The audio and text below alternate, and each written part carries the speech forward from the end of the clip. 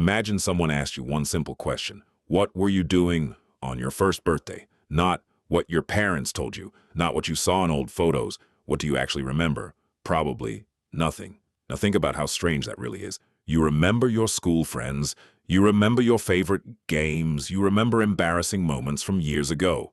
But the first 2 or 3 years of your life, it's as if they never happened. And yet those years were the most important years you'll ever live. During that short period, you learn to recognize faces, understand emotions, walk, speak your first words, and build the foundation of your entire personality. So how can your brain remember almost nothing from the time it was changing the fastest? Scientists have been trying to answer this mystery for more than a century, and the answer isn't that your memories disappeared. The answer is far stranger. Your brain may still have them. It just doesn't know how to find them. To understand why, we have to go back to the very beginning. The moment you were born, your brain wasn't finished. In fact, compared to an adult brain, it was still under construction. A newborn already has billions of neurons, but the connections between those neurons are only beginning to form. Every second, your brain is building millions of new connections. Every face you see, every sound you hear, every touch, every smell, everything is changing the structure of your brain. Think of it like building the world's largest city. The roads don't exist yet. The buildings are incomplete. Nothing is organized. Now imagine trying to remember exactly where you parked your car in a city that's still being built around you. That's what your infant brain is dealing with. But here's something even stranger. Babies can actually remember things.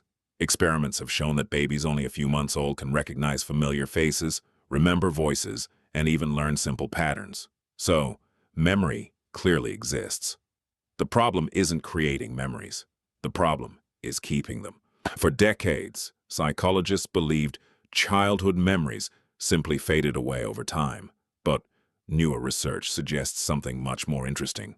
The memories may never have been stored in the same way adult memories are. Deep inside your brain sits a structure called the hippocampus. You can think of it as your brain's memory librarian. Whenever something important happens, the hippocampus decides whether that experience should become a long-term memory. The problem is that during your first years of life, this librarian is still learning its job. It isn't fully developed. Even more surprising, scientists discovered that babies produce brand new brain cells much faster than adults. At first, that sounds like a good thing. More brain cells should mean better memory, right? Not exactly. Imagine writing an important note on a whiteboard. Now imagine someone keeps erasing parts of the board every few minutes to make room for new writing. That's similar to what happens inside an infant brain. The rapid growth that helps babies learn incredibly fast may also overwrite older memories before they become permanent. In a way, your brain chooses learning over remembering, and from an evolutionary perspective, that makes perfect sense. A newborn doesn't need detailed memories of yesterday. It needs to learn how the world works as quickly as possible. Who keeps it safe? What food tastes like? Which faces can be trusted? Learning is more important than remembering, but biology isn't the only reason. Language also plays a surprisingly big role. Think about your earliest memory. Can you describe it with words?